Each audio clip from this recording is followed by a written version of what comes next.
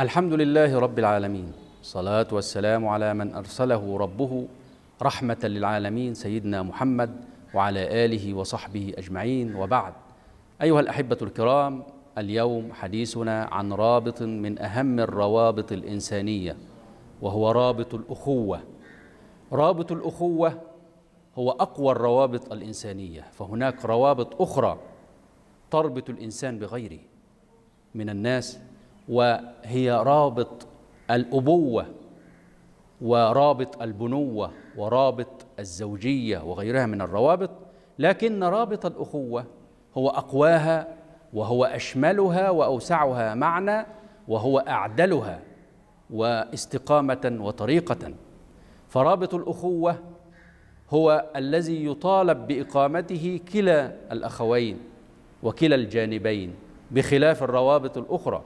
فرابط الأبوة المطالب بحقوقه هم الأبناء، ورابط البنوة المطالب بإقامة حقوقه هم الآباء.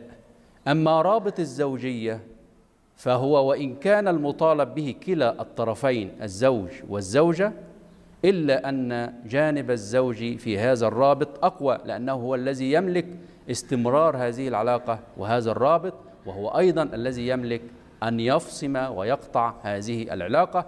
وفي هذه الحال لا تكون المرأة على استعداد أن ترجع العلاقة مرة أخرى. أما في رابط الأخوة فإذا أراد أحد الأخوين أن يقطع هذه العلاقة، فإن في الجانب الآخر أيضا له القدرة على أن يستعيد هذا الرابط مرة أخرى.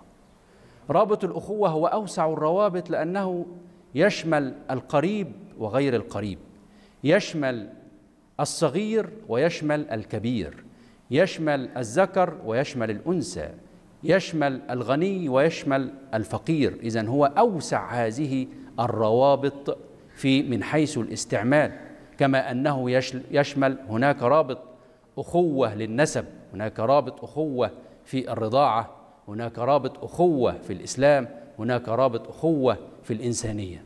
تحدث القرآن الكريم والنبي صلى الله عليه وسلم عن رابط الأخوة في الإنسانية، فيقول الله سبحانه وتعالى: وإلى عاد أخاهم هودا قال يا قوم اعبدوا الله ما لكم من إله غيره، وإلى ثمود أخاهم صالحا، وإلى مدين أخاهم شعيبا إذ قال لهم أخوهم لوط ألا تتقون. كل هذه الآيات تدل على أن الأخوة قائمة حتى مع الاختلاف في الدين. والنبي صلى الله عليه وسلم يتحدث عن هذا المعنى فيقول: أيها الناس كلكم لآدم وآدم من تراب، يعني أن المسلم وغير المسلم يرجعون جميعا إلى أصل واحد، ألا لا فضل لعربي على أعجمي، ولا لأحمر على أسود، ولا لأسود على أحمر، إلا بالتقوى. هذا هو رابط الإنسانية الذي تحدث عنه النبي صلى الله عليه وسلم. أما رابط الأخوة فالنبي صلى الله عليه وسلم ذكره، وذكر له حقوقا لكلا الأخوين على بعضهما البعض. فالنبي صلى الله عليه وسلم يقول: المسلم أخو المسلم لا يظلمه ولا يخذله، ومن كان في حاجة أخيه كان الله في حاجته، ومن فرج عن مسلم كربة فرج الله عنه كربة من كرب يوم القيامة، ومن ستر مسلما ستره الله في الآخرة.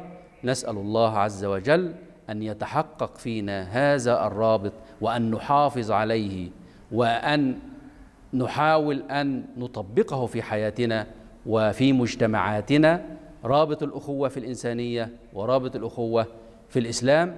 نسأل الله أن ينفعنا بحديث رسول الله صلى الله عليه وسلم في الدنيا والآخرة. والسلام عليكم ورحمة الله وبركاته.